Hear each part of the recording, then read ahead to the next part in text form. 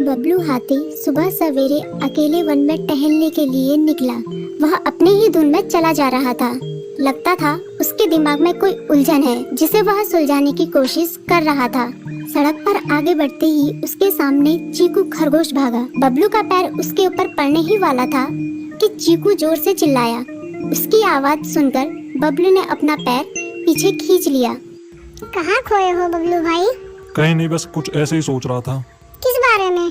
तुम जानकर क्या करोगे? शायद मैं तुम्हारी कुछ मदद कर सकूं। तुम तो जानते हो आजकल वन में कितनी चोरियां हो रही हैं, पर चोर का कोई अता पता ही नहीं है।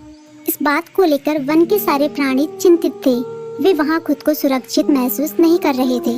अरे चीकू भाई, हम मजबूर हैं। हम चोर को पकड़ ही नहीं पा रहे हैं। वह बहुत चालाक है और अपने काम को बड़ी कुशलता से अंजाम दे रहा है। कहीं कोई सबूत ही नहीं छोड़ रहा।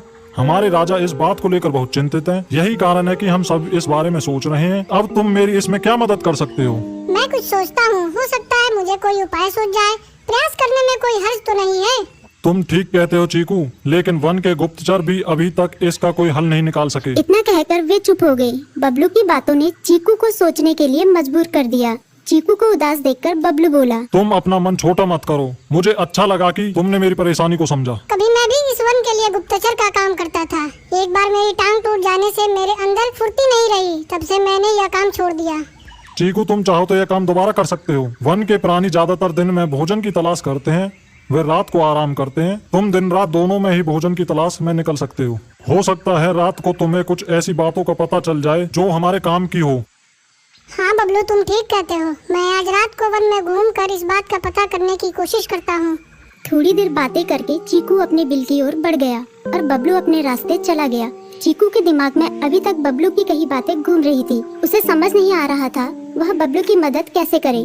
दिन भर वह उसी उधेड़-बुन में लगा रहा। शाम होते ही चीकू कुछ सोचने लगा और वह चुपचाप बिल से बाहर निकल आया। चीकू की पत्नी ने देखा तो बोली, इस समय कहाँ जा रहे हो? बाहर खतरा है। खतरा तो सुबह भी रहता है, लेकिन खतरों से डरकर हम भूखे तो नहीं मर सकते। मैं बाहर घूम कर आता हूँ। इतना कहकर चीकू रात को बिल से बाहर निकल आया। कुछ दूर जाकर उसकी नजर बंकू उल्लू पर पड़ी, जो कुछ ही दूरी पर था।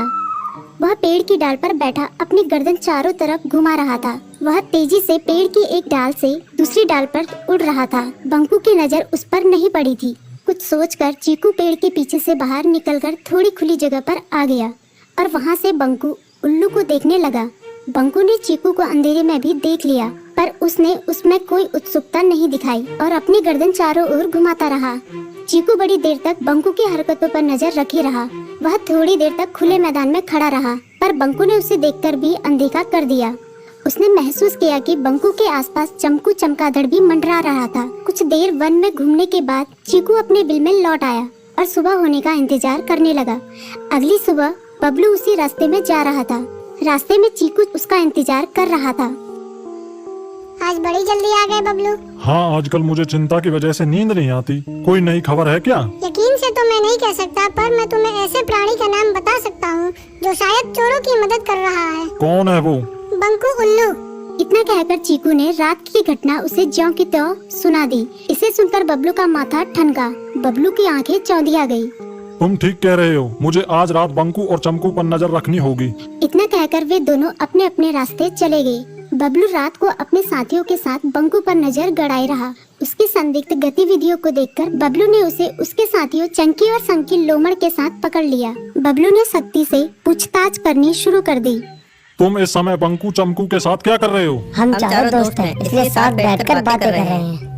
चमगादड़ और उल्लू की दोस्ती तो समझ में आती है, पर लोमड़ के साथ दोस्ती कैसे हो सकती है? सख्ती से पूछने पर दोनों ने अपना जुर्म कबूल कर लिया और सभी चोरियों के बारे में बताया जो उन्होंने कुछ दिन पहले वन में की थी। बबलू ने उनके चोरी का सारा सामान भी बरामद कर लिया। बंकू और चमकू को अभी तक समझ में नहीं आ रहा था कि वो इतनी आसानी से कैसे पकड़ में आ गई।